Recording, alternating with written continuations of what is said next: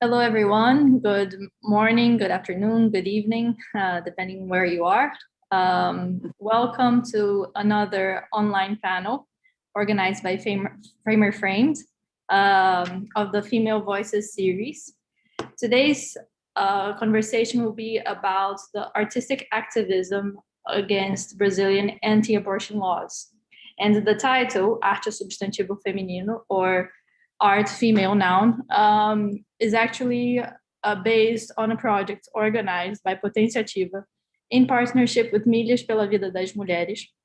And we're here together with both of them, and also Calor, one of the artists participating in the movement, in the project, where the intention was to raise funds through artistic endeavor, through artistic activism, for Milhas pela Vida das Mulheres, an organization which helps AIDS women to grant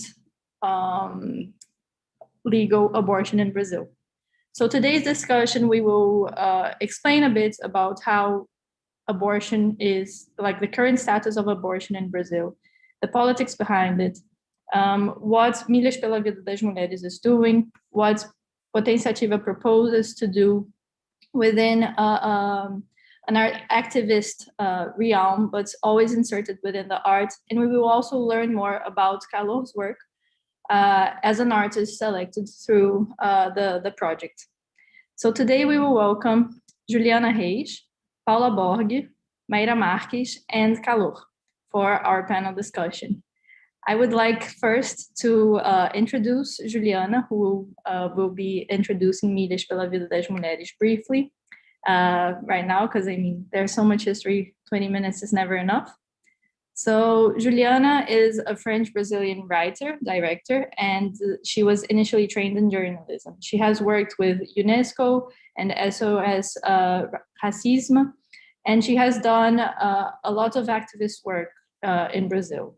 And now with Milhas pela Vida das Mulheres, an organization focusing on combating anti-abortion laws in Brazil and trying to bring the rights for women to get legal abortion, whether in Brazil or in neighboring countries. So Ju, hello, nice to see you here. Can you tell us a bit about Milhas? Can you tell us a bit about your trajectory? I'll be happy to hear you today.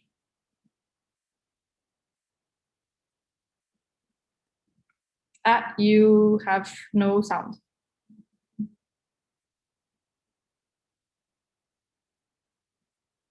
You have no sound?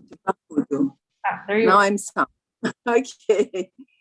Good afternoon, people from Europe. Good morning, Gabby. Good morning, Brazilian people.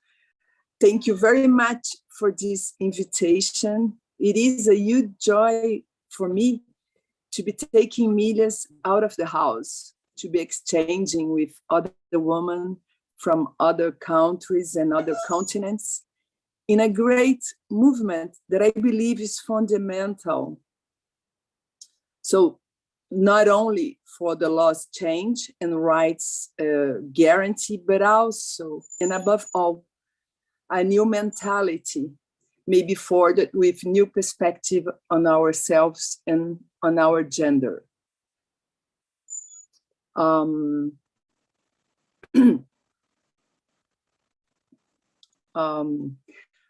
will be reading a little bit so I don't get very wrong with my wild English with everyone.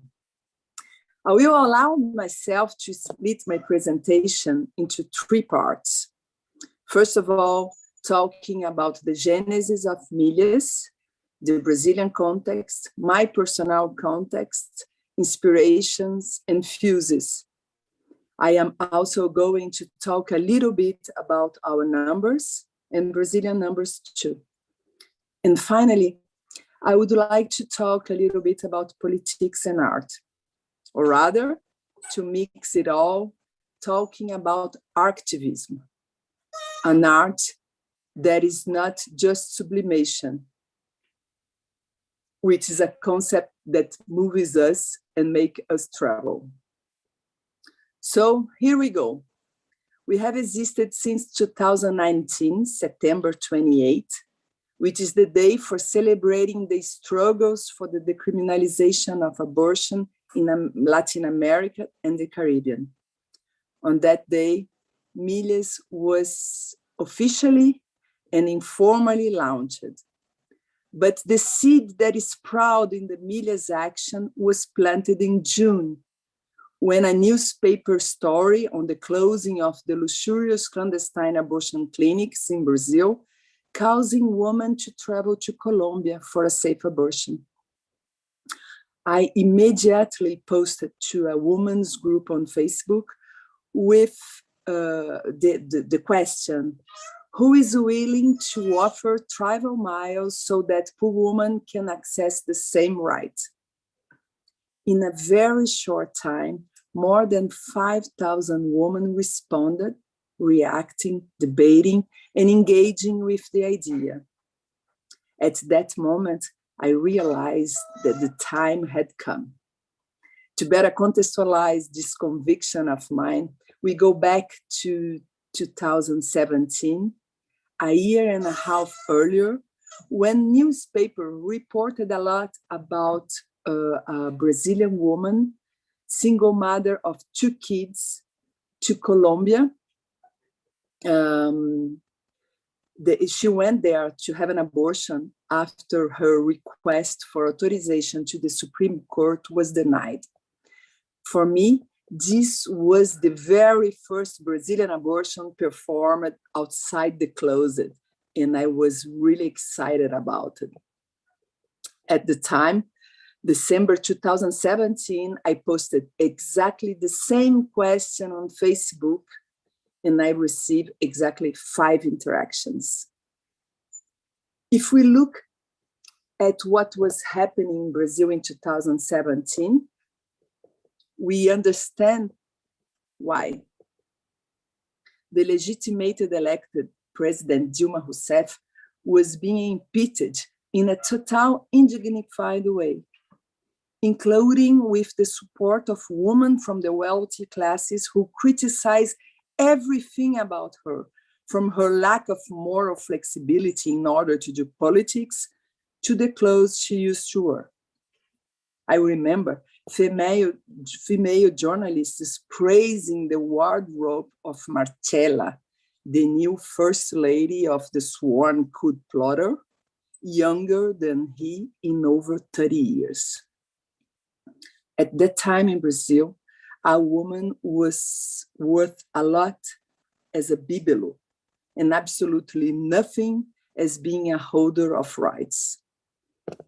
Anyway, in 2017, 5 likes. In 2019, 5,000.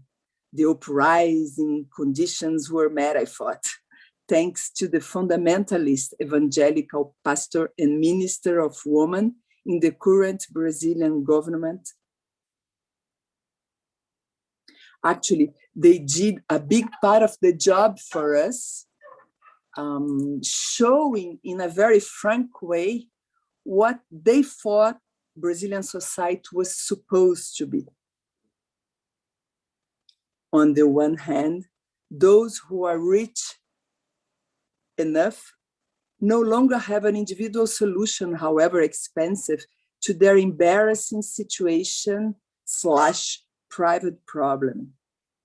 On the other hand, those who are poor and Black are less and less willing to die in the name of national hypocrisy that pretends that abortion in Brazil does not exist, and it's not a matter of public health. Even thought 1 million of them happen every year with less than 0.2% in a situation of legality and security for women. Icing on a cake, in addition, for those who confront the urgent need for abortion, last year, the entire Brazil population watched in amazement the lynching of a 9-year-old girl victim of continuous rape from her uncle since the age of 6. She was treated as a murderer at the entrance of a hospital by the fundamentalist hordes. And to conclude this early history of the Millions Operation, if you allow me, I would go to the two biggest sources of inspiration of our network, which curiously bring us to the Netherlands. One is a film by Hannes Waerder, L'une chante, l'autre pas, telling the story of two friends who together went through the most intense period of the French feminist movement that culminate in the legalization of abortion in 1974. My favorite scene of the film shows a charter service bus that once a month leaves Paris crowded with pregnant women to Amsterdam, where it was already possible to access legal abortion. I never forget that scene. The other muse is Rebecca Gompers, with her pertinent yet spectacular impertinence, a spirit of outrageous and almost mocking civil disobedience, so creative that ignite my personal inclination for subversion and irony. So for her, here goes my deepest admiration and my thanks for actually saving so many Brazilian women over the past years. I am a screenwriter and a director. So everything I do, I think I do it in a very authorial way, I hope. And at some point of this year, since 2018-19, I felt that we need more than a film, more than just art as a sublimation. Like life itself, art like that was not enough without politics. So perhaps artivism may give a better sense of this art incorporated within an understanding that is generous, of course, but also from a perspective of action and transformation. I would say exactly the same thing about politics without art. Besides the fact that if you were waiting for the women's movement in Brazil to recognize the value of what we do, amidst the dispute between platforms and leadership, we would have already failed, drowning in desperate pleas for help from women across the country. In this sense, meeting with my dear partner, Maíra, in the first months of action, and then the artist Aleta Valente, meant a lot to the definition of the paths and tools that Milia would use for its action to be effective. Our action started in October 2019, and since then, here are what we did. From the 3,053 helps requests, and is still counting that we receive, this number has probably increased for the time I am talking here. For this more than 3,000 women, we have informed, guide, and follow up with everyone. In addition to enforce the law by conscience objector service, we learn how to avoid traps and build up a solid network of greeting and support in the public health system in Brazil, but also in civil society with sensitive, responsible medical personnel, lawyers, psychologists. We have guaranteed 309 accesses to the right in Brazil, Colombia, Mexico, and Argentina. 81 of these were funded by Milias.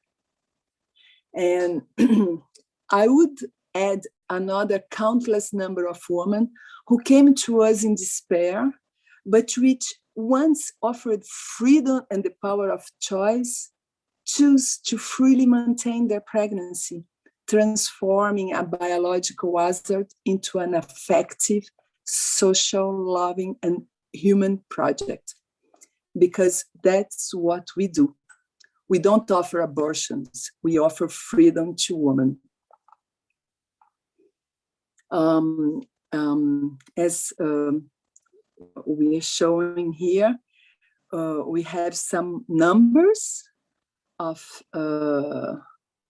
what we got as response from women who came to us. In a short survey we prepare,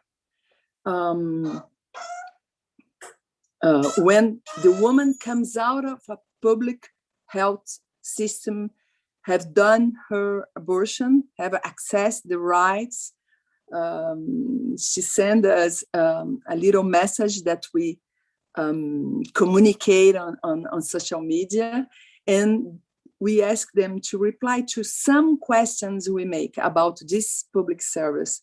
And so the first question, before contacting me, is, did you know we were entitled to access legal and safe abortion? When we started doing our mission, this number was kind of 82, 85% saying no. Today, this number slowed down a little for 69.1%, and maybe more other 10%. For just 21% that knew what the law offered to her, which is something really like amazing when we think it's not something that we're trying to achieve or conquer on the top of what the law already offered to Brazilian women. But when just 20% of people know the rights they have, how can we ensure the access to those rights? Not, please, the other chart, if you could. Okay, thank you, Kenya. During the preliminary attendance, did the hospital team try to convince you not to have the abortion? And how? This is funny because we got the response about 80% saying no. They were not forced or tried to convince to not have the abortion.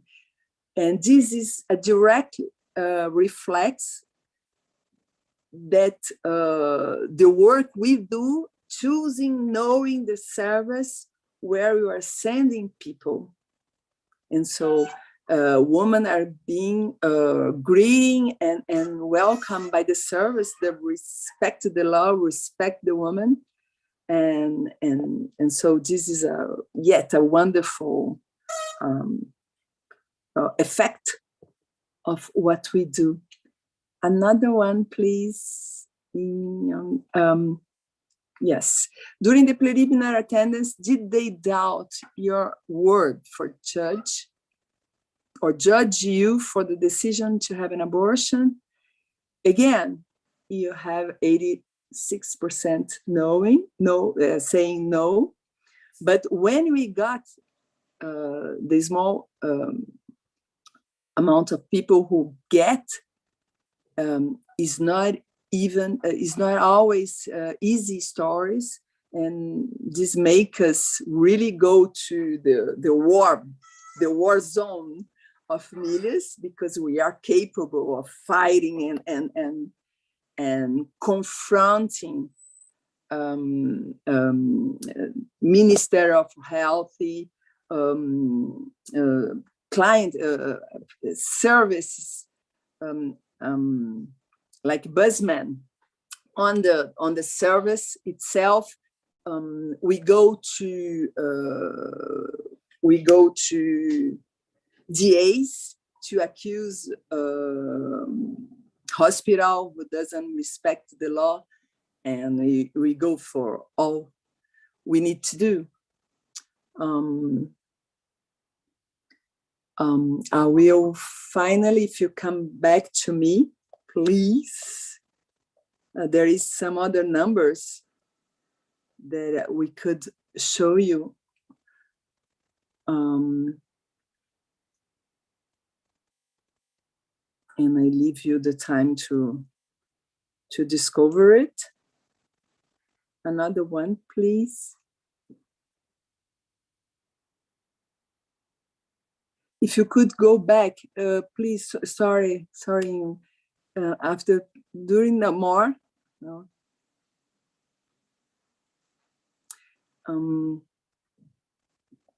Okay.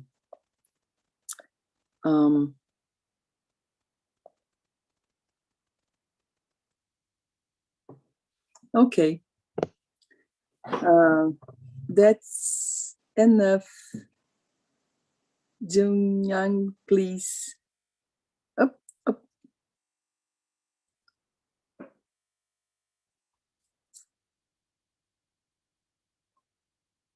Can you come back to me?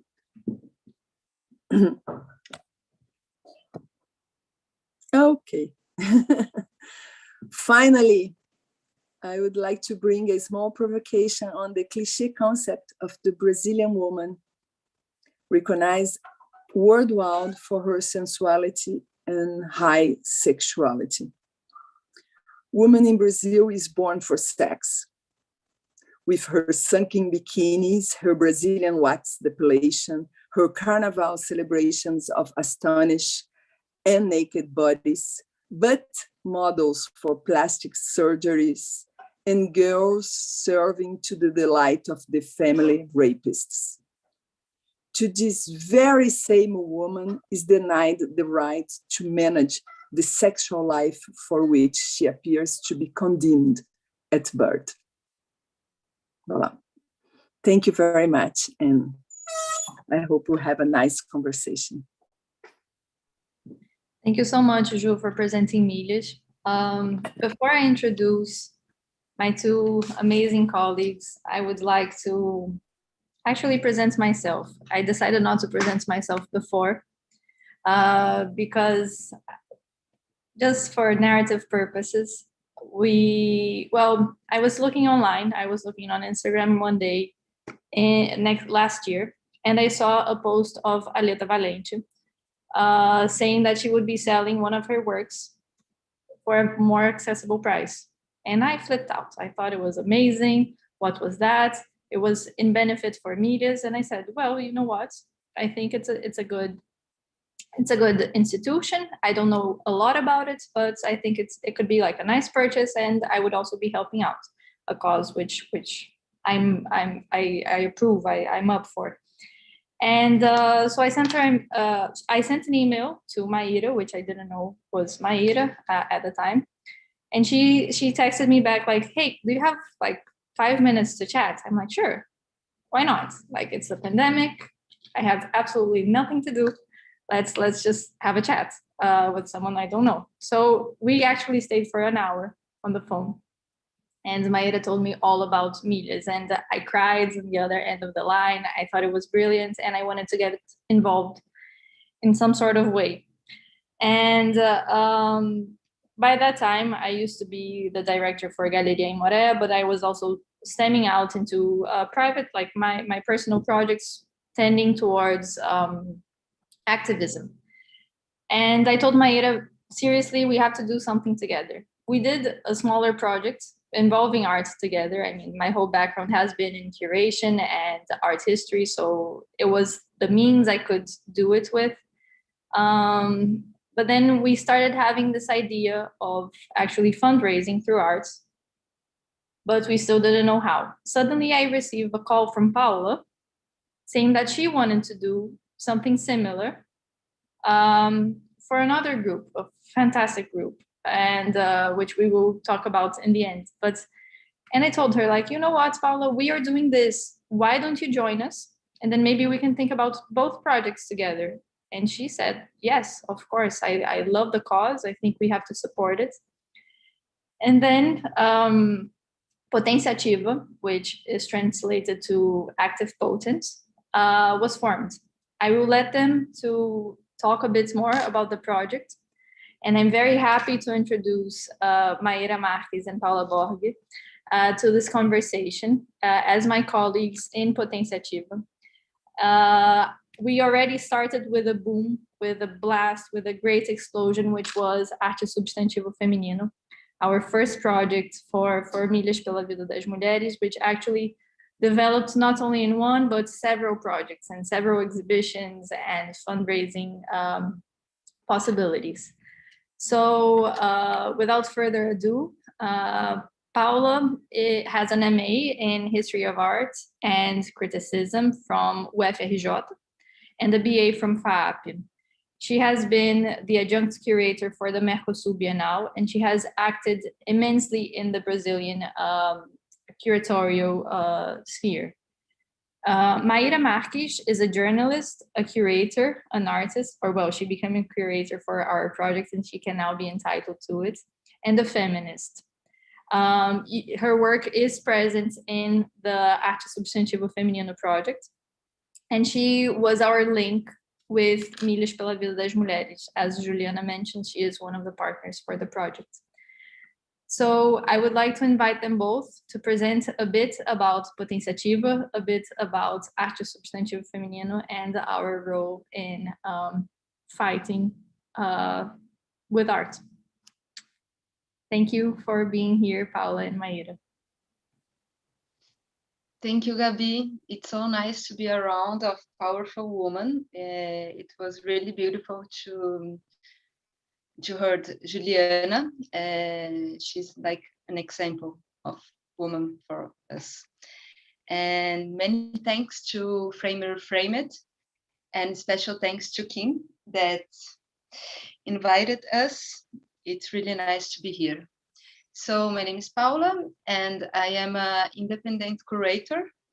And at the moment, as Gabi said, we are working together in an articulation called Potência Ativa, or Active Power. And our goal is debating urgent needs through art projects. Projects that talks about the end of the world politics and raising money for social organizations that works on the front line day by day, doing the job that the government should be doing. No? So our first action, Arte Substantivo Feminino, was idealized in partnership with Milhas pela Vida das Mulheres, and Arte Substantivo Feminino aims to raise funding for Milhas and collaborate in the fight for the legalization of abortion. So in the same time that we sell works of art to raise money to Milhas, we do art exhibitions and talk about abortion, and also do conversation like this one. But first of all, we must thank all of the artists who are part of this. And we are going to start with Aleta. Maíra, if you can change. Yeah. Aleta Valente, Agrade Camis, Anita Boavida, Ana Costa Silva, Biarritz, Caroline Valenci, Débora Bolsoni, Henrica Bernardelli, Fabiana Faleiros, Fernanda Gomes, Juliana dos Santos, Calor that it's here with us, Kit Paranaguá, Laura Lima, Leonora de Barros, Lívia Flores, Luciana Whittaker, Maria Antônia, Maíra Marques, Maria Sabato, Moara Tupinambá, Rosângela Renault, and Val Souza. Special thanks to the artists, because alone we are nothing. So we do believe in collective power, which was why it was so important for us to bring together these 23 artists. For this project, we took as a principle that feminisms and womanhood are plural. So Arte Substantivo Feminino presents 23 different works of art made by women with different relations to sexuality, race, birthplace, social class, and generation. Arte Substantivo Feminino started in December last year with the online sale of unlimited editions of photos printed on fine art paper, very fancy and beautiful, which work had almost an A4 size like this, and the price was around 200 reais, almost 33 euros. The sales took place over 1 month during Christmas, when people used to buy. So we thought about this date. With this sale, we were able to raise a total of 26,700 reais, almost 4,400 euros. And we must say that this sale did not meet our prediction in commercial terms. Yeah, we thought that we would sell more, but yeah. But we had a positive impact on Millions Instagram and also inside the art world. And this is very important for us. And this motivated us to follow through this project. As Gabriela said, we started with this Arte Substantivo Feminina with this online sales, but after we had a lot of ideas, and so here we are. In May of this year, we launched a special edition box called Collection for the Life of Women, and it's a limited edition of 10 boxes with work signed by the artists. We still have 3 boxes. If you are interested, we still have 3, just 3. And so this box, Maíra, can you show the box, please? This beautiful box.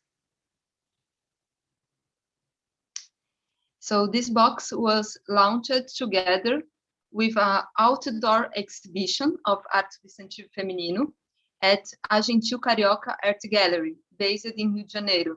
It's one of the most famous art gallery in Brazil, really important. And it was so nice to have this project because it was the first time that we did like an exhibition of the project. And it was like a open air exhibition. So it's also important because we are in a pandemic time, no? So for this exhibition, how you can see in the image, the artist's work were printed in a big size and pasted directly on the wall of the gallery building. With the sales of the box, Millions managed to guarantee some more legal abortions. But it's important to remember that Brazil is a continental sized country, and it makes the cost of transport for legal abortion very high, which means Millions needs a lot of support. So I'm going to say it again, which means Millions needs a lot of support. If someone is interested, can contact Juliana. We also understand that the collection for the life of women, it's a way for the Arte Substantivo Feminino project to be able to circulate to other spaces. And because this is a box, and the box can traveling as a traveling exhibition. So the 23 photos can travel safely inside the box and after be displayed on the wall or in a showcase, for example.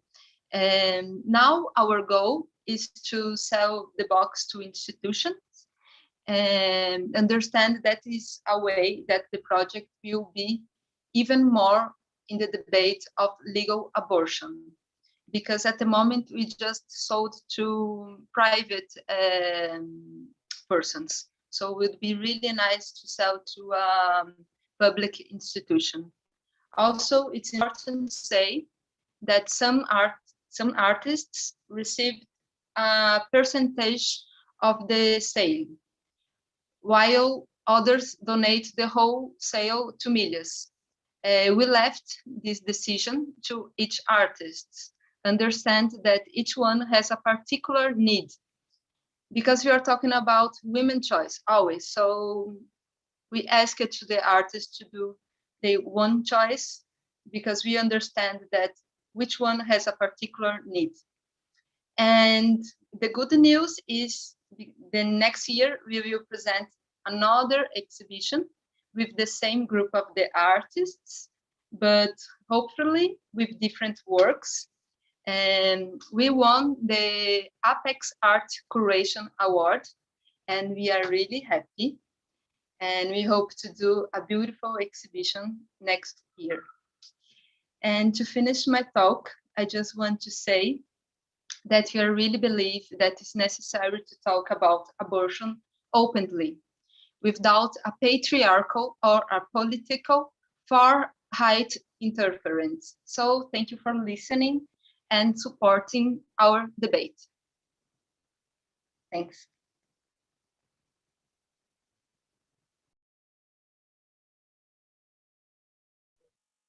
Hi, everybody. I am Maíra, and as Gabriela, Paula, and Juliana introduced, I'm part of Potenciativa and Milhas pela Vida das Mulheres, and I am so happy to be part of it. We choose to show three works that participated in Arte Substantivo Feminino to present to you with more details. The first one is this picture. The name is Pattern on Bodies. It's a picture by Agrade Camis. She's an artist born on the outskirts of Rio de Janeiro and who used the city's architectural aesthetic in her work to talk about themes related to sexuality, beauty, and oppression of the woman's body. Even in her name, I would hear she incorporated his relationship. Agrade, which in translates means to please. It's a behavior always expected from women. And at the same time, if we split the A, we have the greed or even defense, both architecture and imprisonment elements. Pattern Bodies is a photography that is part of a project called Agrade Summer. It's a performance when Agrade invite other women to reproduce a very common technique among women from favelas and suburbs of Rio de Janeiro. In translate, it means something like insufflating tape tanning, which consists to design a tanning mask that looks like a bikini and using simulating tape directly on the skin.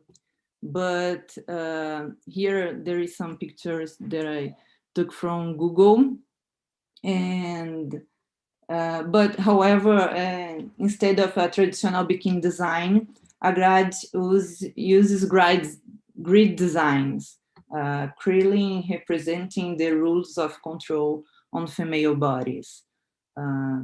In this case, doing a very similarly with abortion, the prohibition to access our freedom of choice, and the perfect body ideal. Just to reinforce, Brazil is the country with the highest number of plastic surgery per year. The other work, it's called Catirina. It's by Juliana dos Santos. Juliana is a young artist, Agrade Camis too. Juliana born in São Paulo, and her research happens between art, history, and education. Catarina is a character from Brazilian folklore. It's estimated that this legend emerged in the 18th century. Catarina was an enslaved woman who was pregnant and had the desire to eat the tongue on the enslaver's favorite ox. According to the popular folklore, if a pregnant woman does not fulfill her wish, the baby can be born with deformity. So Francisco, her husband, also enslaved, cut the ox tongue to give to his wife. The ox died, and the enslaver arrested Francisco and threatened him to kill him for it. Other enslaved people for the farm asked to a local shaman to help them, and the shaman managed to resuscitate the ox through an indigenous ritual. With Francisco and Francisco and Catarina were forgiven, and a big party takes place. So this is the legend, and now we have the Ox Festival. It's a huge party, and it's celebrated annually, mainly in the north region of Brazil. And there is a lot of different names like Bumba Meu Boi. Boi is the name, is the ox name in Portuguese. Boi Bumbá and others. Catarina became one of the main characters of the party, which is often or frequently played by a person with a black painted face. Juliana's photo questions the fact that a black enslaved woman start to be interpreted and stereotyped in a practice known as blackface.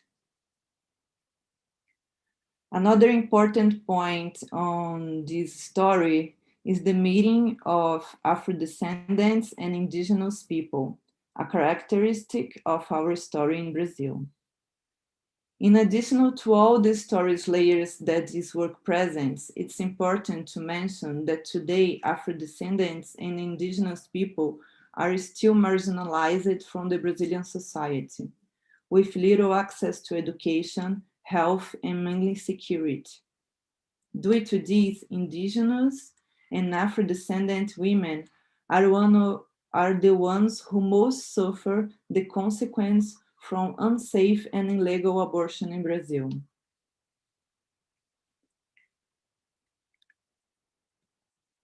So this is the party. As you can see, there is a lot of blackface. And this is the last work that I'm going to show you with more details. The name of this work is Targets. It's a work by Leonora de Barros. Leonora de Barros is a visual artist and poet born in São Paulo. Her work is highly influenced by Brazilian concrete poetry and circulates between literature and visual arts. And her work are part of several public and private, national and international collects. Targets is a photography image resulting for a video performance by the artist. It's a frame of this video. The body-shaped structure used as targeting shooting academies is very disturbing and reinforce the violence to which human beings are subjected and at the same time able to produce. About the shooting academies in Brazil, it's important to say this now. These have become increasingly popular with the current government. Our current president did this promise in his presidential campaign. And unfortunately, the promise was realized. He said he's going to arm the population, and it's happened, as we can see. The number of gun registration tripled from 2018 to 2020. In 2018, it was when he took the power. The associations of Lenora's work with the theme of abortion is very symbolic.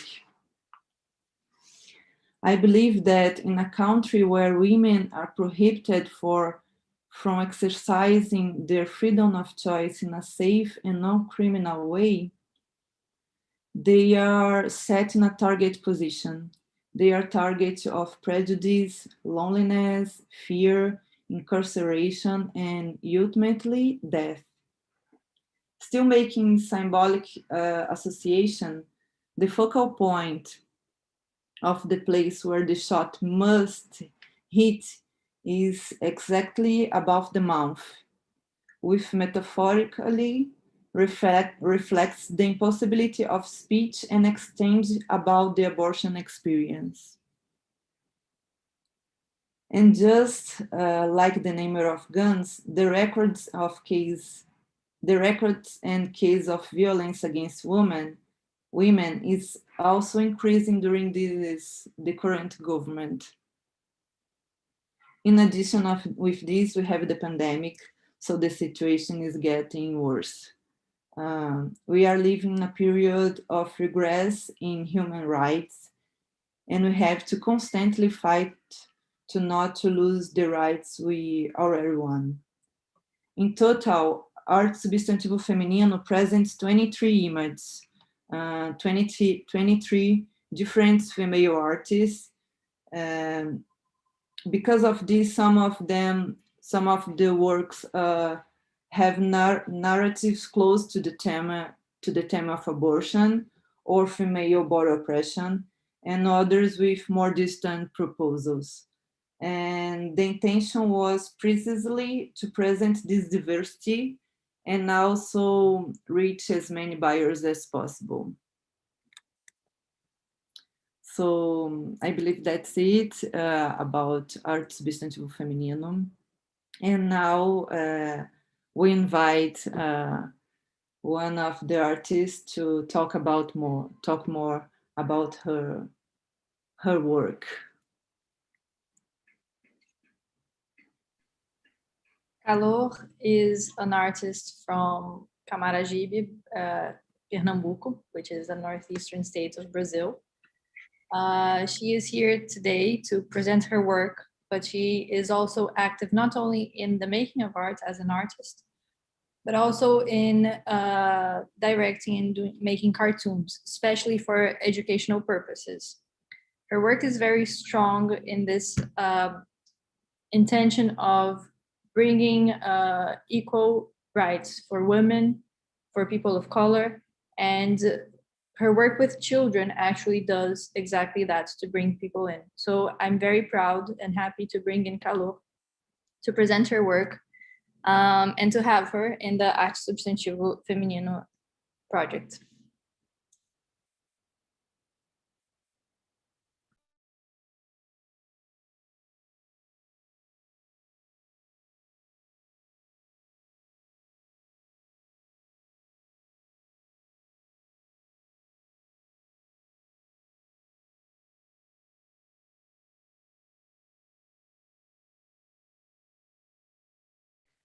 Hello, can you hear me? I am Rita and I'll be interpreting Calor. Okay, so we'll be hearing my voice, Rita, but Calor will be speaking in Portuguese. Okay, and I'll be speaking English for her. Pode ir, Calor. Well, if you want, you can fix my image so you can visualize me. As I said, I live in a city in the northeast of Brazil. It's not the capital city. and I am here trying to find ways to survive through communication and art, to overcome the adversities imposed, especially to racialize the women in a country colonized, and these remains of slavery and genocide still reverberate. I was so happy about this invitation, first from Arte Substantivo Feminino, to come enjoy these reference artists in contemporary art in Brazilian photograph. And in fact, my journey in art was a quantic leap of a girl living in the outskirts of Brazil to a contemporary artist with a national and international reach through my research. And they flew from my own restlessness. I prepared here a presentation to you, and it's based on some research, visual historical research that I could bring through the contexts I accessed. So first as a journalism student, and then as a reporter, and later the way as I got to audio visual maker and visual artist. So I'll show you my presentation, and at the same time, please be patient because I had to remove my phone so I can speak more fluidly and not hear the translation, even though it's amazing. Thank you, Rita. Eu que agradeço, I thank you. So let me share my screen with you to try to show you this context I am, and to tell you how technology at the service of org and certificate of abortion work. As I told you, I'm in Pernambuco. Pernambuco is a state in the northeast of Brazil. It's in the coast area. And it's also a place that was the main point for the Dutch invasion to Brazil, a period known as the Dutch period here in the country. So we have representations from traveling painters. He is from France Post, and he made a series of these areas. I have near my area here, just flooded areas. And for a long time, this was a representation of this territory where the settlers found a very rich land in rainforest with a lot of fruit and plains and hills and rivers and nature that was destroyed until the place we are today. At the same time, the types and the people found here these maternities that were natural from indigenous populations, as are the originary people, the native people, or from the African people brought here. And one day I was reflecting upon these representations that were made from outside to inside. And I thought, as me, as a woman, a mother of an 11-year-old child, and besides undergoing a situation of giving birth, also had a situation of abortion or miscarriage in a public health system that was very precarious. This is a frame of a recent work, a movie. I'm also a director and screenwriter. I made a movie called Madeira de Lei, and this movie in the beginning has the geographical location of where I am, and this red dot in the middle of the map. That's where I am now, the cultural center, Casa de Dona Arlinda, Dona Arlinda's home. And I see this how micropolitics can influence a more broader context of transformation. As you can see, there is a very high real estate speculation development, and yet in the city where I live, Camaragibe, this house still resists. It's known as Maria Amazonas house. It's right at the beginning of the city, at the entrance of the city in 2021.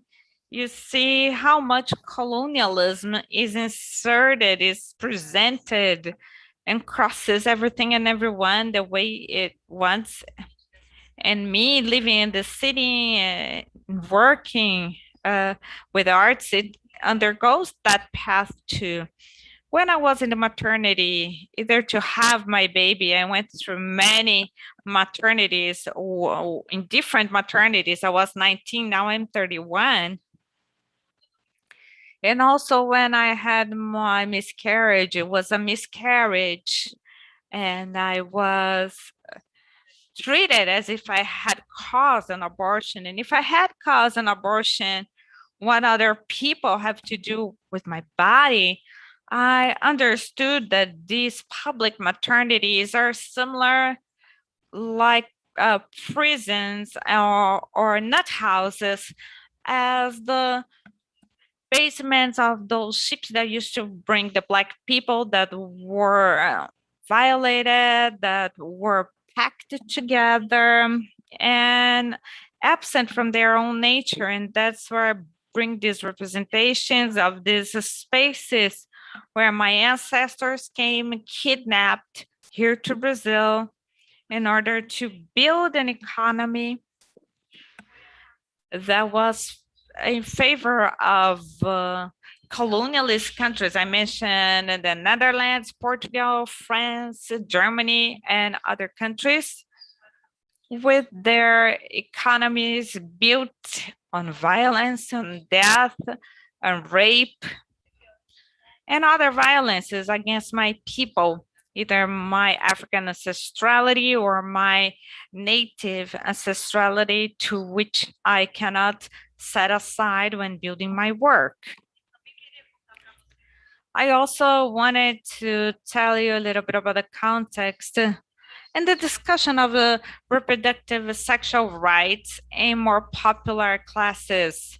This is the cover of a disc of Odair José. He's also a songwriter. He made a song called Don't Take the Pill.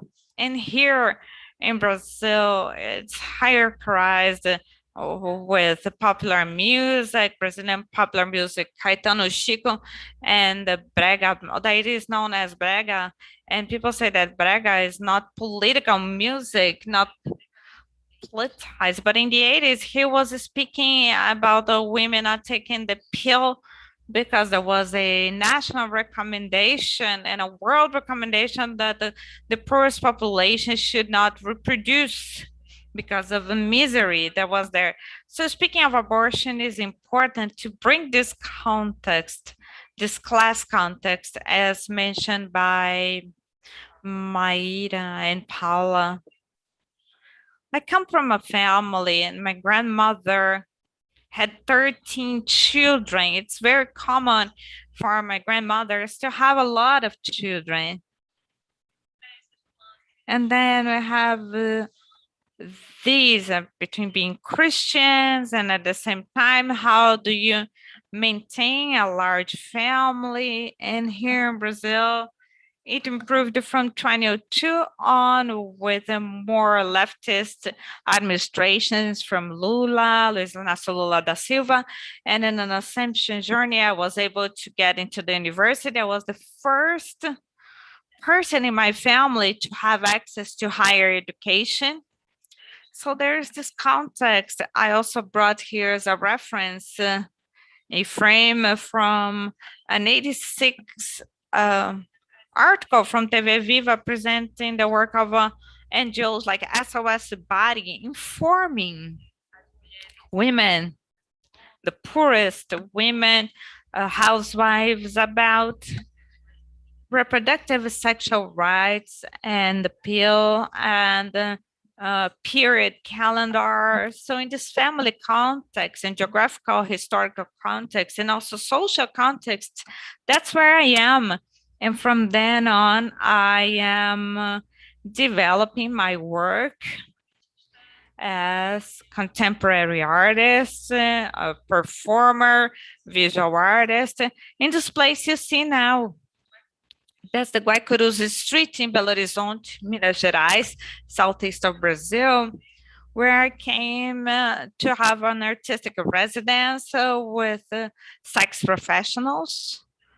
So the hookers from Guaicurus Streeters, where we lived in one of these hotels in these first floors you see there, in order to live with these sex professionals and build works of art that would dialogue with this livelihood. So first I wanted to situate myself regarding the horror that we receives and is paid professionally, and the horror as seen by the society as well. Mentioned the Brazilian woman, the export mulata at the service of sex, of a male pleasure, for white men, and so on. Before so much hierarchy to which I am compulsory submitted. In this context, I created the technology at the service of art in 2016, and it's made by 4 parts. About our body parts, on my body as a cis racialized woman. First is the mouth and this place of having to swallow. That's a live transmission at Camp 4, where I spent some time under this milk that falls and suffocates and makes me gag and takes me in a very overwhelming way and bring this part of the body. The mouth is also a metaphor to the silencing, among other things. Then it gained new editions. It was shown in movies, universities, and it followed this first part. The second part is called Ways to Make Soap. Here I have a dialogue with this figure that is in the Pernambuco Brazilian Northeast culture, mentioned here a Boi Bumbá, also in Maracatu. So you see horse that is Catita, Catirina, this hypersexualized figure, rarely interpreted by women. And here I bring in the hyper-hygienization of the body. I spent so much time in thinking how dirty I would be of not understanding my only fluids, my genital fluids. And from this work, I was able to let out this part of the body reread by me. That is the vagina, or the pus. Here I am now showing you the outside of Casa de Dona Arlinda, where I am now. That's a space I've been, because I work in newsrooms, I worked in public management, independent artist, a freelancer in journalism. But I understood the micro work is very powerful. And I have this space here, motivated by everything that makes me as a woman. From the archives I had from my childhood, the books, my own grandmother, Dona Arlinda, that names this house, and this archive is somehow being shared. I also worked with children. I have a work developed for children with children animation. I'm a screenwriter, and also for adults in terms of artistic and sexual education. So this is Casa de Dona Arlinda, and I want to bring this issue of the archive of the space. So what were the books I had like this one, female collection book. It tells about how women should behave in their marriage, or how they should create their children, raise their children. This book has a lot of black and white images of babies. And I use these babies for the abortion certificate or certificate of abortions. I also wrote this article about the experiences I had in the public health system. And I speak in the first person about what I went through in terms of OBGY violence at birth or in miscarriage. And putting the archive of Dona Linda, my journalist production, and the technologies that service of origin, I create an object that is a toilet with a webcam installed within, connected to the internet. And this image produced in the toilet is projected in another environment. And at the same time, other people can watch online anywhere in the world or in a physical room beside this installation. This is how the presentation was in the Winter Festival of Garanhuns. I put some parts of this performance and it was installed there. And at the same time, I tried to combine everything I was trying to translate, either related to swallowing with the mouth, hyperhygienization that this cosmetic products and feeding products, all of them profile the original natural body. So this image is from 2017 of the 27th Winter Festival of Garanhuns, a very warlike. The same work, certificate of abortion, underwent some experiences in terms of sharing processes and research, where I was reading this article telling my report of OBGY violence from my birth and from my abortion, from my miscarriage. This is from Vladimir Herzog, Usina de Valores here in Pernambuco. It's an institute. And later at the Federal Institute of Paraíba, a workshop called Matter as Raw Material, Materials Raw Material. And if Rita can translate, yes.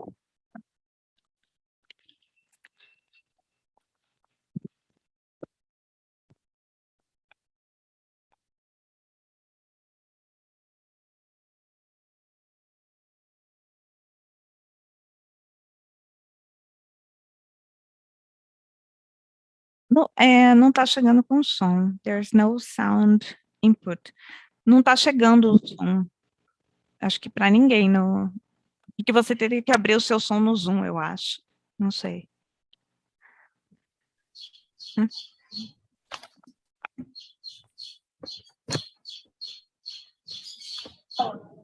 Vocês ouvem? Can you hear it? No. O vídeo? The video? Can you hear the video? No.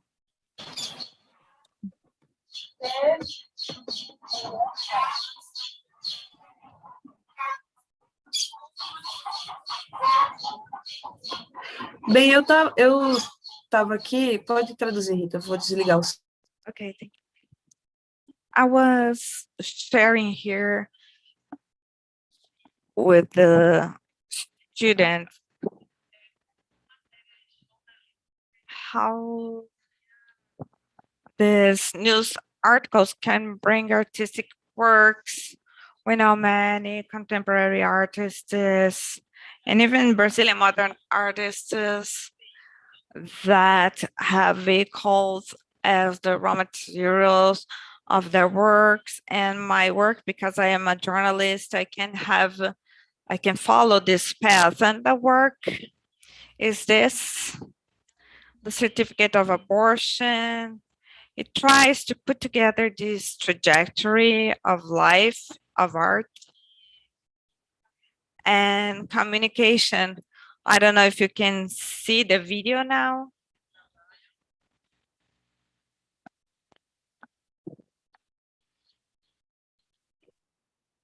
I suggest you to share the whole screen instead of sharing just the PowerPoint. Eu sugiro, Calor, você dividir a tela toda em vez de... Suggests that you share the whole screen instead of the PowerPoint. Yes. Okay, let's try again.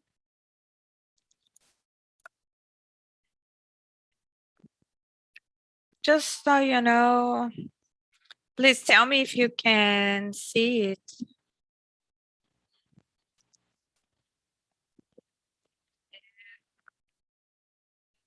I'm going to, I think she froze.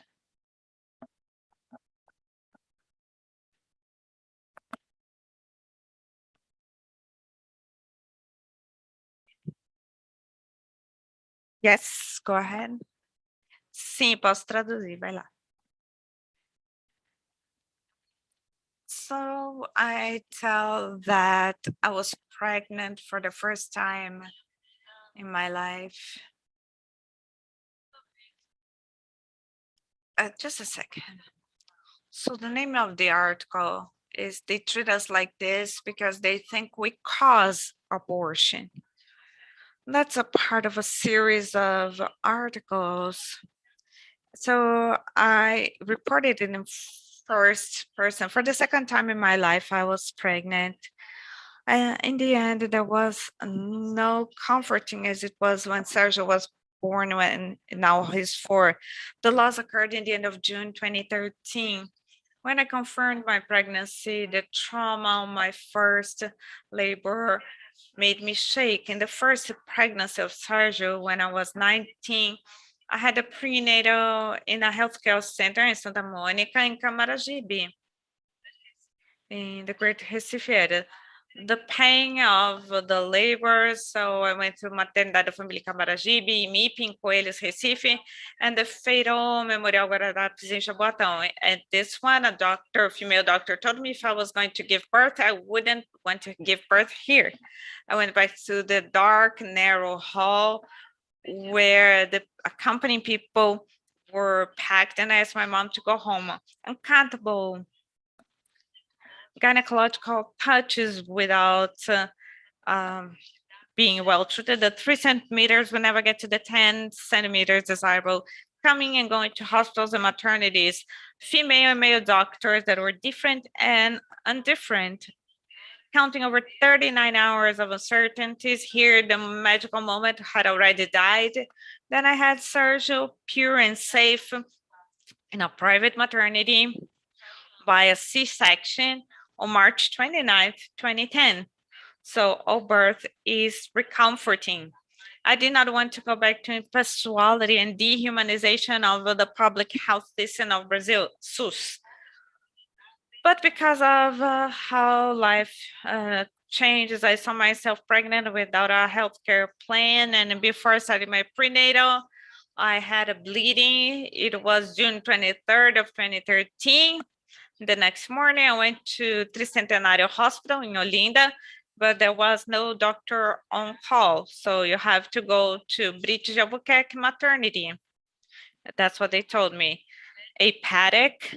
The doctor on call of that unit said, your case is not an emergency.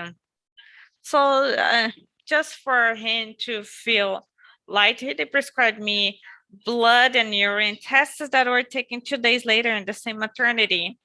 As for the endovaginal US, according to the doctor, could only be made on the 26th at Tricentenario, so it was pending. On Wednesday, I took the results of my tests to the Tricentenario female doctor that told me I had UTI, and the diagnosis can cause a miscarriage. I cannot prescribe a medicine to stop the bleeding without making sure that the embryo is alive because it's been 4 days of bleeding, she told me. observing that the test should have been done in an emergency setting, but there was no ultrasound at the health unit. Just tomorrow, come here tomorrow at 11 to get in line. So I have to go from maternity to maternity for my birth or for my miscarriage, and they are not prepared to have women at a life risk. So in the search for a lab, private or not, that would make the test. So I went to many neighborhoods and no private company proposed to make the procedure on the 27th. So 4 days later, a private lab stated there was a miscarriage. So I was transferred to a public maternity. And I asked, I wanted more information on what procedures would be made on me because I already had been through a miscarriage and what they were going to do to me, to the point that I could go home. And they told me there were two procedures. The first would be introducing pills in my vagina to induce expelling. And the second one would be curettage. That's what they should have done so that I wouldn't have to undergo the pain I had to go that the pills would cause. And then they explained to me that I would make a suction and then I wouldn't have to undergo the trauma of expelling. So I was relieved. But when I get to the maternity, I heard that I couldn't eat. They gave me a gown, so I had to wear. I was taken to an expecting room where there were women that were going to give birth and women that were having abortions or miscarriage. The entrance of the father of the child was forbidden. They gave me a piece of yellow soap. They showed me the bathroom. They told me to dry myself with the same gown I was using. They gave me another one. The sheets of the bed were inexistent. And there was a doula. She's not a healthcare professional, not necessarily a doctor, but she was with us. And she was a midwife, a kind of midwife. And she told me it's kind of like this. Then came a doctor and she never introduced herself. And she went there and put the first pills in my vagina. The pain soon started. They were persistent. And along with it, I had diarrhea and a haunted bathroom, dark bathroom. My mom had arrived. We asked for a medication to soothe the pain and the diarrhea, and we were ignored. A 16-year-old girl told me that they treat us like this because they think we caused an abortion. And she said that looking down. So I had a sheet and a gown full of blood. I went back to the bathroom. We stayed there in the darkness, expelling at the toilet this piece of future. Then I went back to bed with another gown. There was no sheet. Shaking, I slept and I woke up with the screams of a woman that was giving birth in the bed next to me. And this birth would be comforting. Inside, I was very hungry, but not as bad as this loss or indignation that we all in that ship that was the maternity we're going through. At 6, a doctor, as if she was breaking the neck of a chick, although with a medical diploma, locked gynecological touching me. And he said that I could go to the surgery block, ask if I had eaten. My mom told yes, I did. And he answered, well, when she dies in surgery, all clogged up, are you going to say that she ate just a little bit? So we looked down. I want to go back to sleep. I went back to sleep and women crying and some giving birth. And the other hand, women and I don't know if you can see my work. Can you see my work on the screen? No?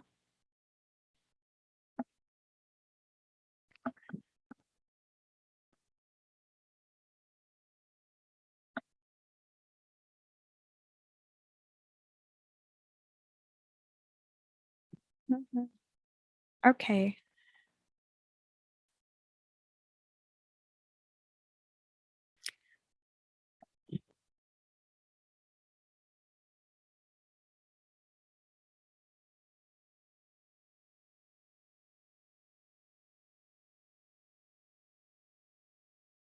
So here I'm already concluding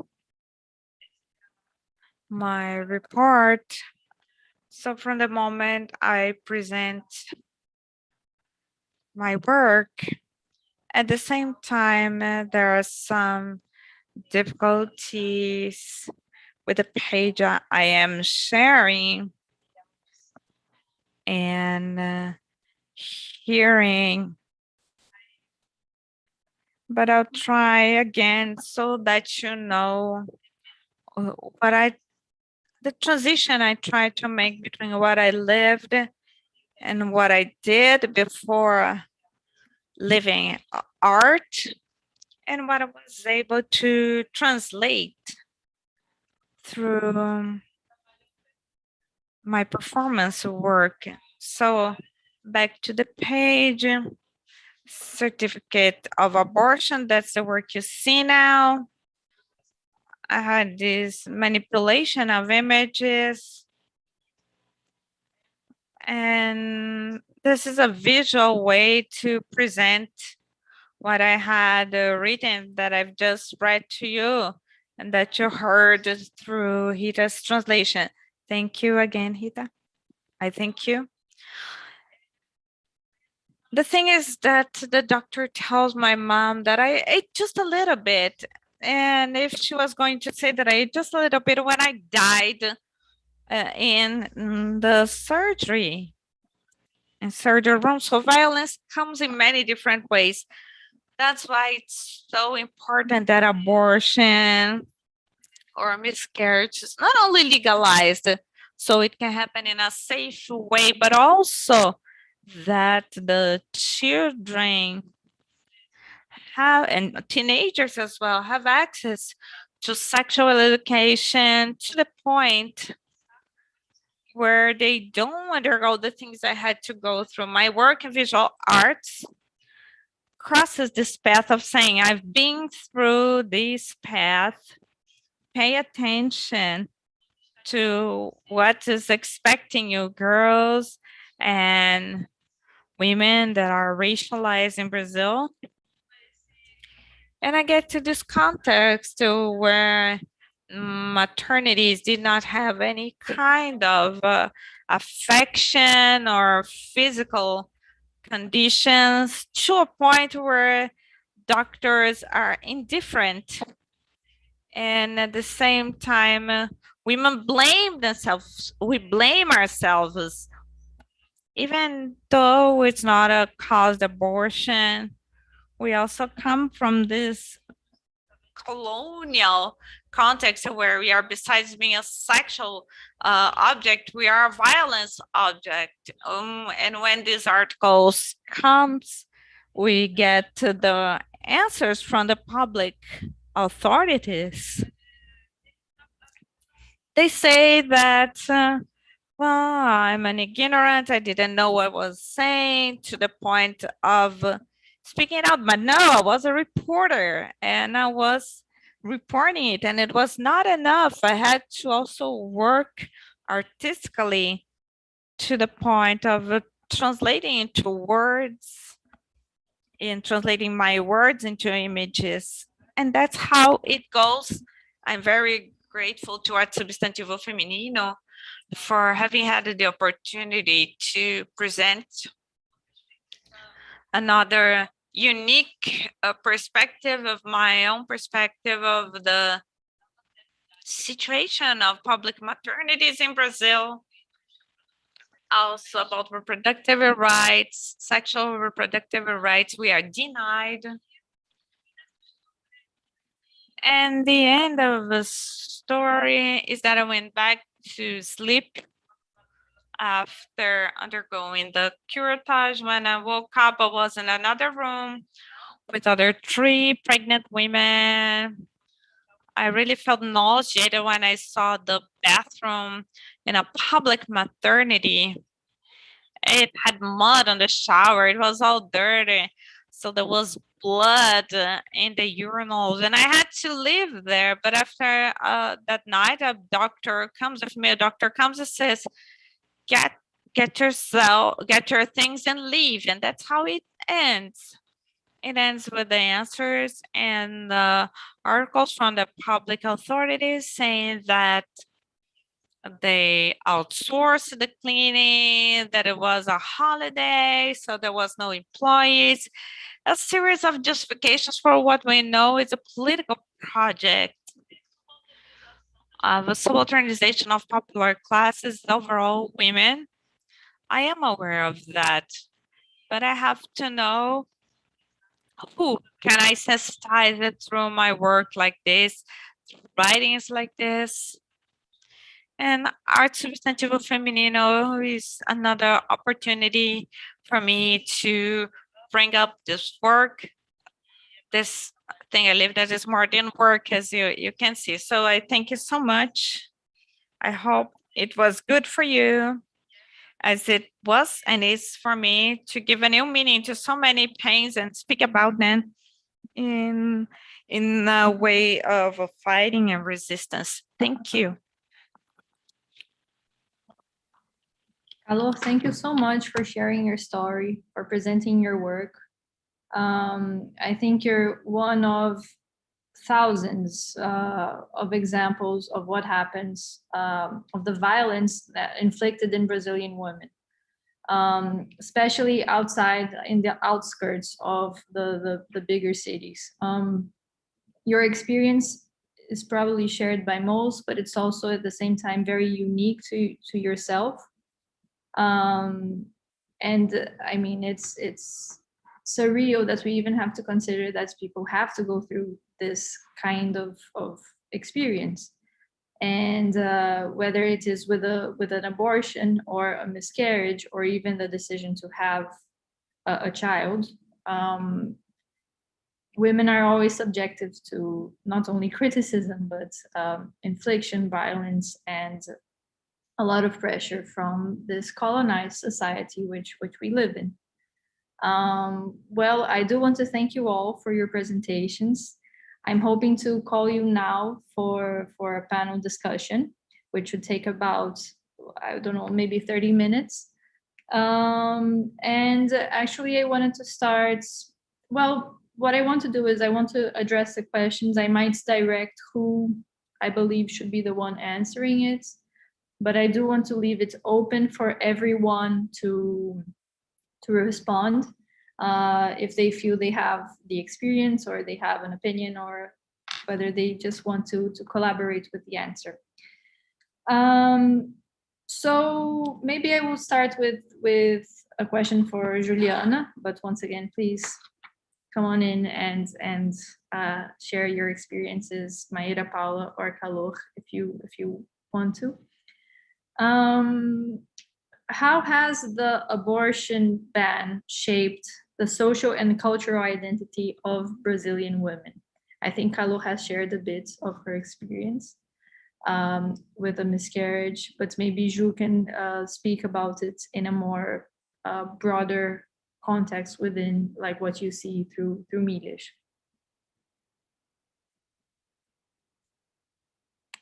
You're muted. Okay, I'll try to give a hint of the picture.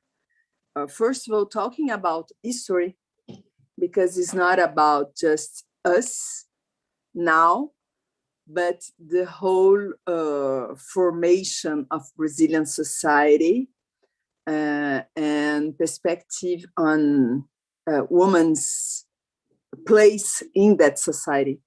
So the penal code, the criminal code in Brazil, as we know it today, talks about abortion in the same way they did in 1940. when he was first written down on the subject of abortion. The laws about it date from 1940s. And in those days, women could not divorce a man. Woman could not have a bank account without authorization of her father or her husband. Woman was forced to have intercourse, to have sex with her husband as a marital obligation. And so things such as a matrimonial rape did not exist at this point. And in this criminal code, abortion could be accepted in just two cases. One of the cases is there is no other way to save the life of a pregnant woman, which please don't confuse with a risk for woman's life, but just when there is not another way to save the life of a pregnant woman. And the other case is when the pregnancy is a result of a rape, a sexual violation, which by the time that the code was written down was something that we know as the classic vertical and not chronicle violence, but the violator in a dark street for someone he doesn't know. He attacks, he rapes on the street, and he lives there down and flew, and you don't know who he is. So those were the two cases where the abortion could be possibly accepted. Otherwise, there is no such a thing. That, I mean, abortion never been banned because they were never been accepted in the first place to be banned after. So what the first result of it could be the fact that the personal problem, the embarrassing situation, was never something that women spoke about.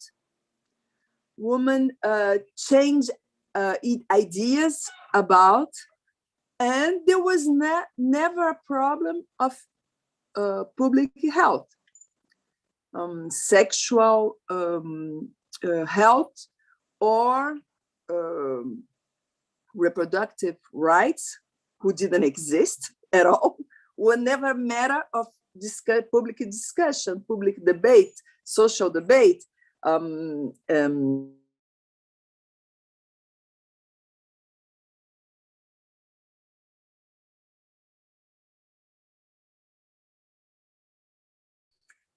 in this context, I can do that on my own with a tea. I also can do that on my own with a hanger, with a mamona, a ricin, a branch, something, or a needle to do tricot. I don't know the name in English. And so all that belonging to the personal affairs, the private life, the invisible life, the not spoken life of the people. So this is the first result of the way they treated the inexistence, rather, better saying, of abortion in Brazil. The question is that in terms of this context, people who has money create response and solutions to the problem, to the personal problem, which are more safe, more accurate, more respectful, more dignified. And people who has not the means got the solution they could find on the way. And so we have research today in Brazil, 80 years, more than 80 years, 81 years after the code, the criminal code was written down, that say that just Black woman, poor woman, single mother woman, and religious woman dies from the abortion made in a very unsafe way. Because the other had the luxurious clinics, the medical service, the caring, the dignified yet silent treatment for their personal problem. The only big thing that changed really recently is that even those solutions are being banned.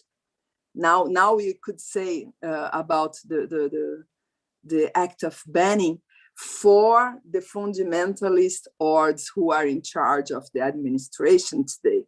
So even though this rich woman, this educated woman, this cannot anymore treat her personal problem, an embarrassing situation, as something that we deal on her way, on her side. And this is almost a good news for us, because we are forced to do that in a public space, in a public dimension. Could I ask maybe Maíra or even Ju to follow up in this question, speaking about the propagation of the notion of legal abortion in Brazil, especially in communities? I think this is a big matter of media, of making it aware for the population, for Brazil, that there are cases which abortion is legal in Brazil. So you can request like a more immediate help. If not, you can also go through medias to try to have an abortion outside. But if you both could maybe like share your experience in the communication of this legal and what Brazil does as a country, and what the health ministry does as a job, like, can you please illustrate a bit in like what you're also trying to propose, please? Maíra, would you like to do that? Oh, I can give my opinion. I believe we don't have an effective health communication in Brazil.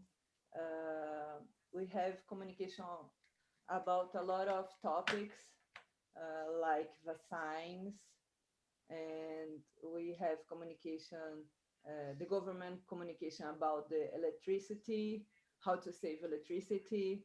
We have a lot of information, but not about this. This is never talking. So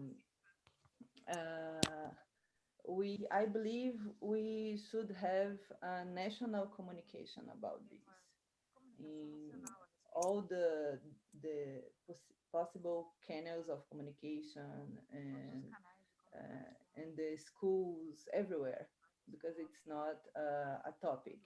And unfortunately, I believe in this government, we will not have this until this government is still in power. So, but I believe it's very necessary to educate everybody. And if some women who has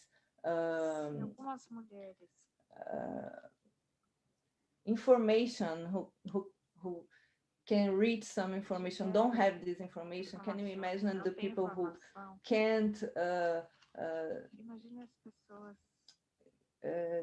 there's not provide of information, like people on favelas, and I'm not generalization, but it's more difficult to reach this person, unfortunately.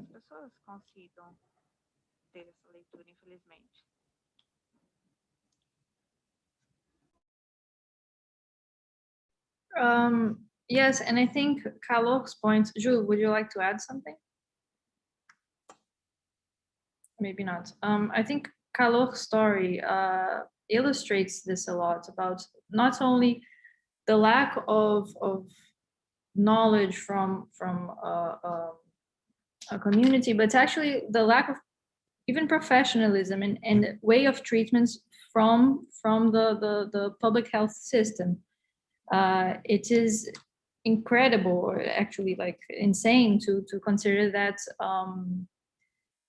a doctor is basically pointing fingers at a woman's body of unfortunately having a miscarriage she didn't want. And I think it was very important and very brave, Carlo, for you to share your story. And on this link, I just wanted to know, like, were there any positive or negative repercussions to the article you wrote and to your work as a whole, like within the topic of miscarriage?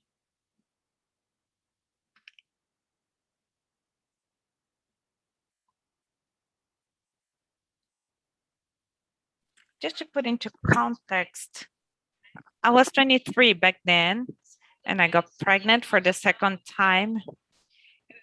And I was going to have an abortion, but I was thinking and I wasn't experienced, and I decided to let it happen. That's when I had the miscarriage.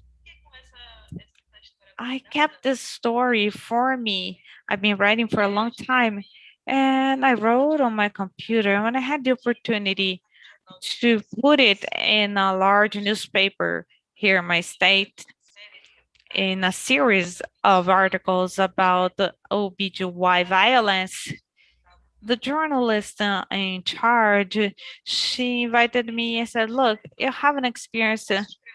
Can I write this in the first person? And she said yes, and I wrote it. And the first repercussion that drew my attention was the public authorities. I'm not used to dealing with the public health system. This precarity, this lack of inputs of facilities is so sensitive.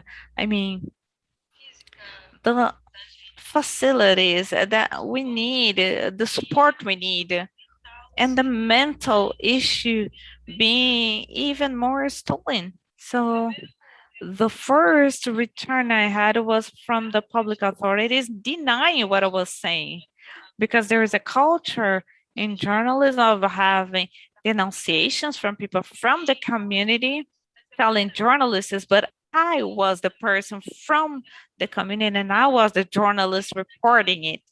So they denied a lot of things. Then it came to discussions in the House of Representatives of the city or political opposing parties, because it was not a matter of the city or the state. No, it was a structural issue that strikes everyone, regardless of being the municipality, the state, or the country. Because it's a political project, as I mentioned in the beginning, of this colonization, and this will be repeated not only in abortion, but also in imprisonment of the population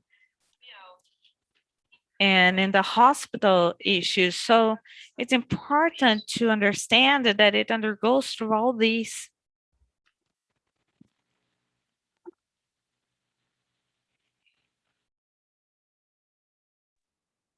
Thank you.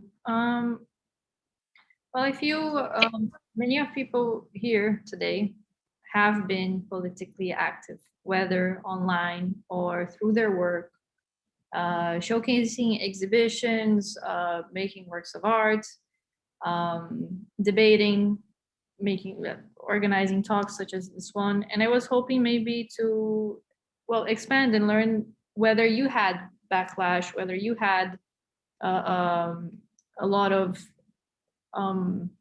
debates from outside, or even if you have faced any major challenges. Paulo, maybe if you want to share, or Maíra or Ju, so like we can also like grow the debates together I mean, communally. I can speak, but I'm going to answer to ask to Rita help me, okay?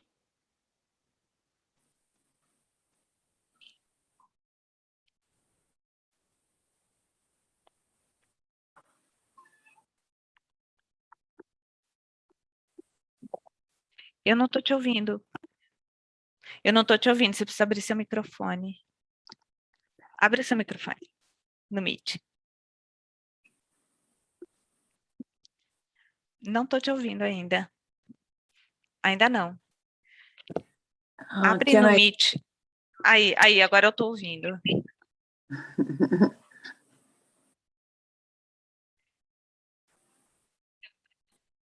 So what we are living today is an ascension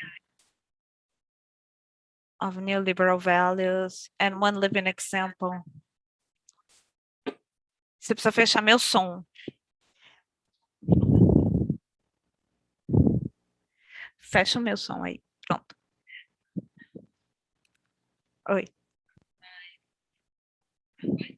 Tá. Tá ok, pode continuar. An ascension of the far right in Latin America, in US, in Europe, throughout the world. What any political scientist brings as a neoliberal reason. So neoliberalism has a reason, and this reasoning is ruled by Judaic Christian values, by a family ideal, and a regression, especially what we are living today, is this regression in human rights. So when Calor speaks about the importance of sexual education, we are living now is that sexual education is being taken away from schools, and this will cause a large amount of women to be pregnant and a million other problems. Recently, in the beginning of last year, I had an experience. It was a near-death experience. There are many ways that they can kill us, and one of them is taking away our freedom and undermining our possibilities of being who we are, of performing with our bodies the way we want it. So February last year, I was a curator of an exhibit with other artists at Elisica Cultural Center, a space in the Department of Culture of the state of Rio de Janeiro. And one of the artists is Naginari.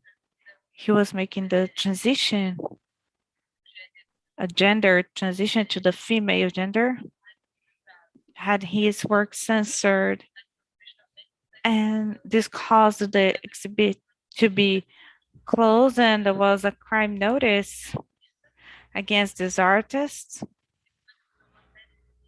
and made a lot of virtual persecutions. More recently, because of the censorship, this artist, Olin he's from São Paulo, Campinas, is a young artist. We got really close together because of this process with art. Anyway, we went to the police station together, to make them not investigate it further, but the hate against him, against a person that makes different performances in the world and to show their gender and personality. He was threatened, and as well as the human rights, his human rights, because of this neoliberal government that affects women a lot. Anyway, I won't speak very long, but more recently, this artist, the online threats became physical threats. So right now, he's protected by the Brazilian Bar Association. And he has been receiving death threats from his houses. So he's living now in an unknown address with surveillance. And he's requesting political asylum. Now he's just waiting for the second dose of the vaccine to be able to escape. That's it. We see this not only with women, but with all minorities. It's a little bit about this, about being against it and then going against a life right. That's it.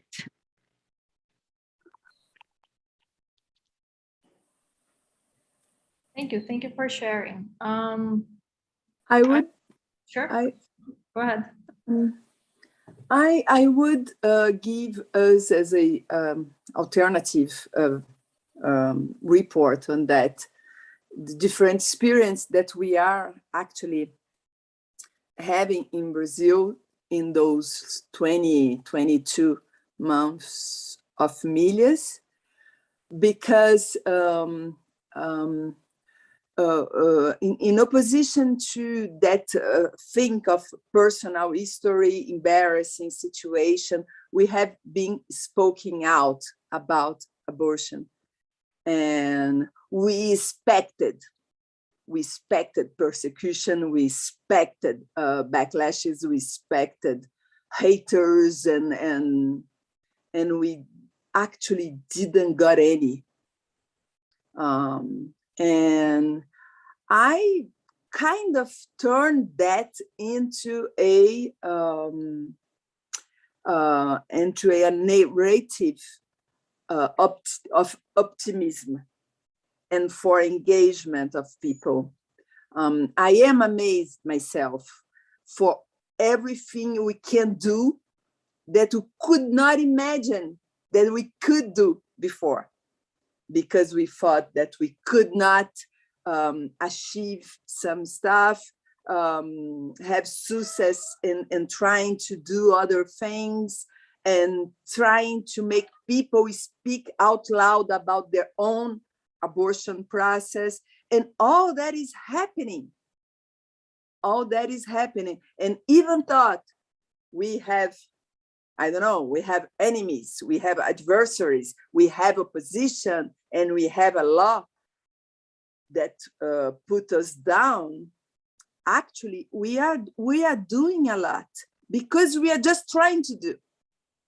And so I always think that we need to encourage people and stimulate people to get out of the clothes, to have courage to do so, to and so for that, the desire of giving another perspective on that to people, to have more and more stimulation and courage to go outside of the closet. And violence is there everywhere, and we need to really take care of it, take care with ourselves and each other. But it's nice to stimulate and encouraging people, because people are believing in that, and so they are responding to that stimulations, and this is great in the day by day of Milhas. Yeah, I think thank you for bringing this up, Jo. I think it's important to see that there's also space for speaking up, and we have to keep on speaking up. And I think this is the work which we're trying to do with Potenciativo. This is the work where Milhas started as well with this artivism. This is what Calor has proposed as well, when opening up about her own experience and doing not only a newspaper article, but actually a whole work of art with it. And I think just before I ask my final round of questions, I just wanted to point out that it's really important for people to engage with the causes they're passionate about. And I think art belongs to a space which it's always in between. It's the one subject which actually talk about all subjects, and having artists, it's having speaking about this, is also bringing new perspectives, opening up the boundaries, and considering all these possibilities. It's about personal experience, but it's also about a social experience. It's about perception, and it's about just bringing awareness. So when you join art with social activism, we have an immense potential for trying to speak to a different audience, to a broader audience, and trying to bring sometimes lightness to the topic, sometimes not, sometimes an in-depth conversation. And I think that's why it's interesting to see when these two supposedly separate universes, they join together. So having this talk today was completely pertinent and very important for us to start to broaden our social context, like the Brazilian context, and the debate on abortion. And doing it through art is, I think, something which once again creates immense possibilities. I do want to ask, since we have a few minutes left, maybe what are the next steps? What are your next personal steps, and what are the next steps in maybe creating a more just or more aware society through art or through just pure activism? So maybe I'll start by calling out Calor to talk about her next steps. Then I will call Paula and Maíra to speak about Potenciativa. And finally, Ju, to close down the topic which we proposed today, which is abortion in Brazil.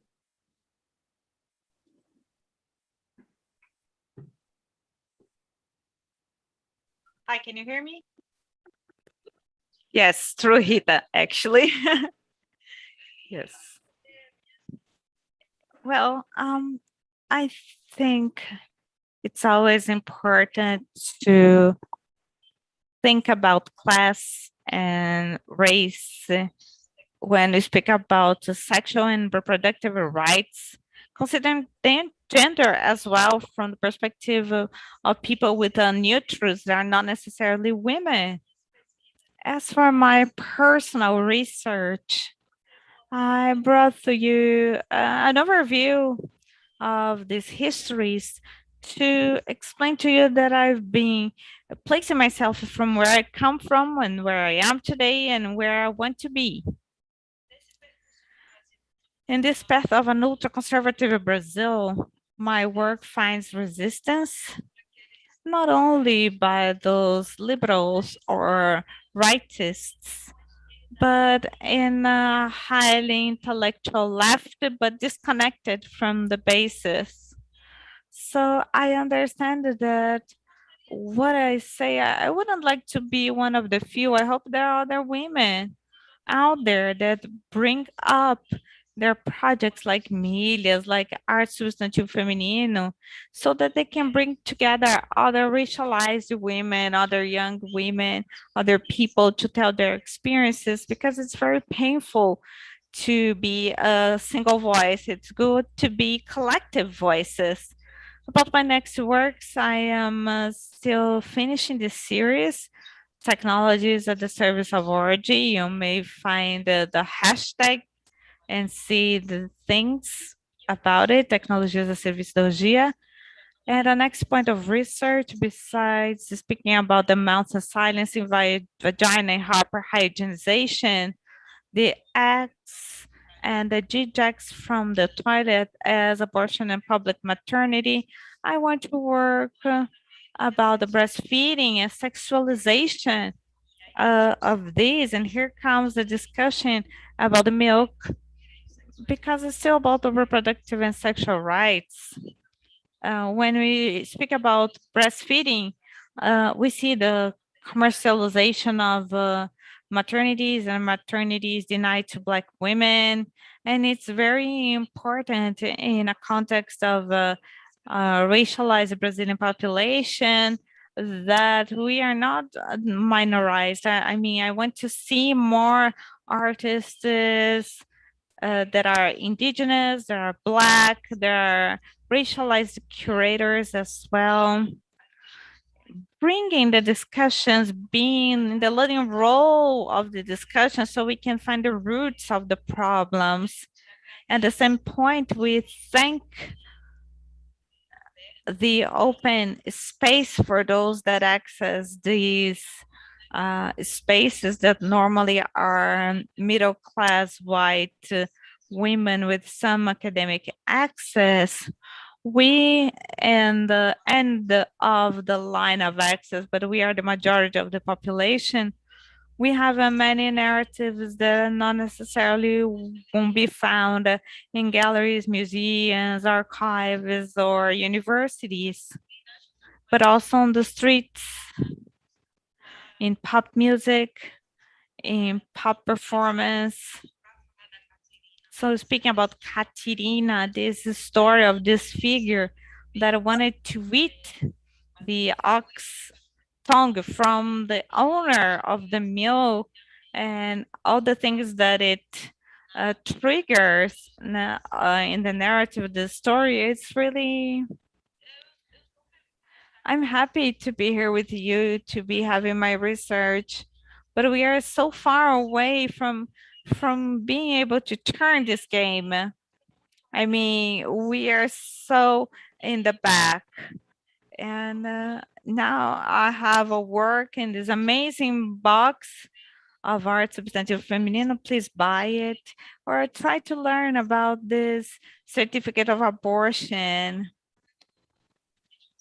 It's not something that people want to show at their homes because it really speaks about pain, and people still consume art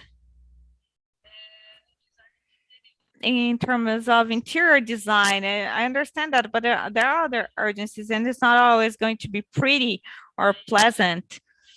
But I don't want my work to always be in the toilet.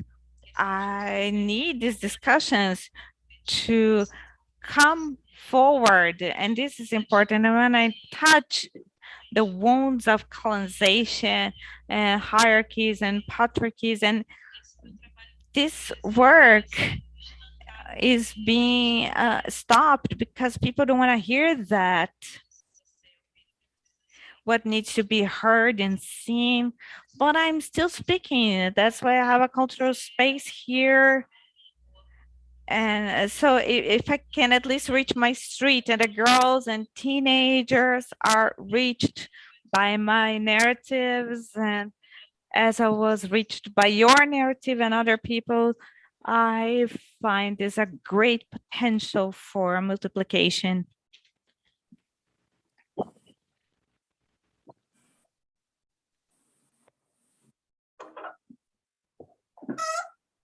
Thank you so much, Kalu. Paula, Maíra, maybe if you have like some last. Yes, as Kalu told before, we are so far away to change this game, and I believe all of us want to start working with this, with art, and with human rights, and I really want to continue talking about sexual education and respect and the rules imposed on the gender and everything that it can contains. And now from this conversation too, I think it's we can get another step talking and change with people from other countries and other cultures and speak more from Brazil and listen to, in the other way. So I think that is my perspective.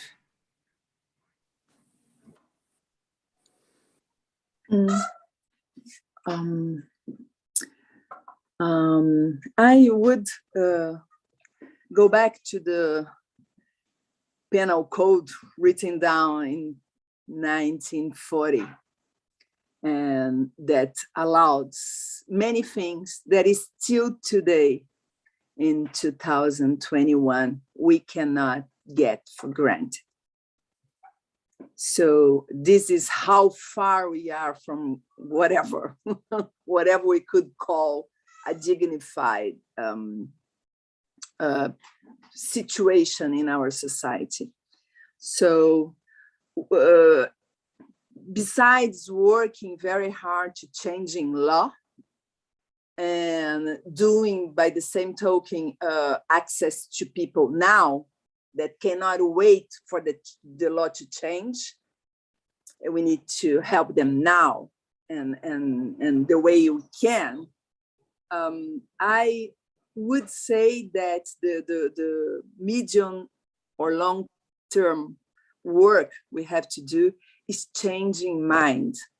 It's not changing law.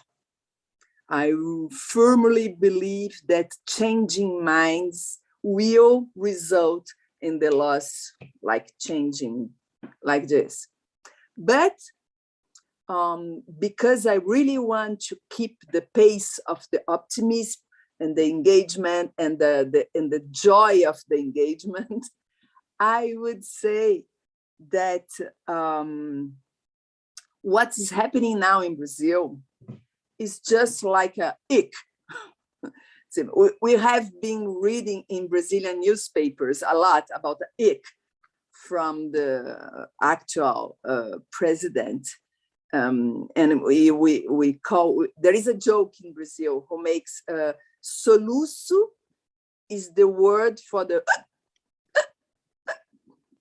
and solução is another word, nothing to do with soluço, but in Brazilian popular way of saying is a big ick. A big soluço is a solução, a big one. And so I really want to make the impression that what's going on in Brazil is just a ick and will pass. And will pass really fast because conservadorism, Marxism, sexism, racism is going down, is dying. And as any animal who is dying, he's crazy about dying. He doesn't want to die. He's trying not to, but it's final. It's dying. It's terminal. So I think working on mentalities, on minds and hearts will prepare us, our people, society, to get to the next point before all that old stuff dies, really, for sure. So I will thank you so much, everyone who are listening, everyone who are helping to do, artists, people who give money, people who share information, people who brings people to us, you all who help us to go along, to get along, to speak loud, and I will be part of the group saying, please buy us, because every euro, every dollar, every real, it's directly sent to save a life, save an existence, more than a life, an existence of a woman, a life project with dependents, with kids, woman already has.